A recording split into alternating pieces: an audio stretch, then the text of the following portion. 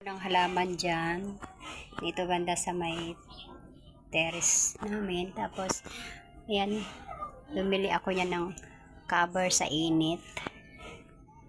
Yan siya, tapos nilagyan ko dito na para naman hindi masyado makita kami dito, pero i-close ko naman yan siya kasi umuulan ngayon, kaya binaba ko siya.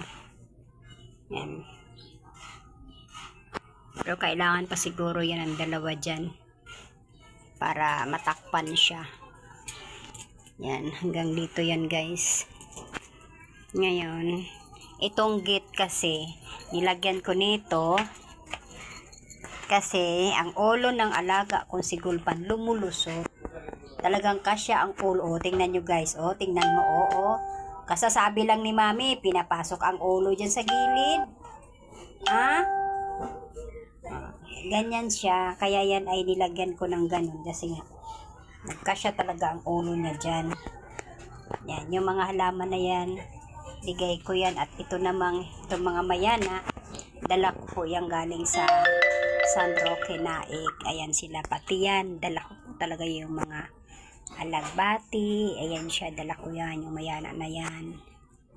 Yan, at saka ito, di ba nakita niyo na po to guys? Yan. Yan siya. Tapos, naglagay na rin ako ng Christmas light.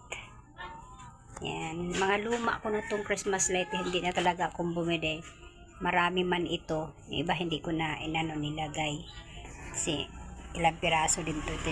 Tapos, ayun. Sa labas naglagay na rin ako ng Christmas light. Pati dito. Yan. Yan siya.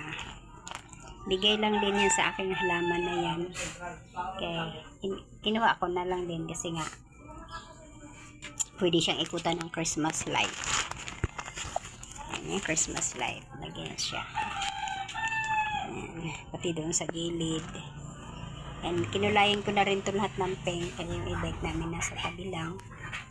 Yeah, kulang pa to guys. Bibilhan pa to ulit ng another pink. Siguro isang ano na to na pink, kaya pink na talaga to dito. Okay. Ayan naman, kaya cover yan. Lalo umulan, kaya ginanyan ko siya binaba. Pero pag hindi naman umulan, inaangat ko yan. Inaangat ko to. Pinafold ko ba siya? Ginaganyan. Yung umulan kasi, para maambon. Okay guys, thank you for watching. Ayan na, nakahiga na si Gulpan.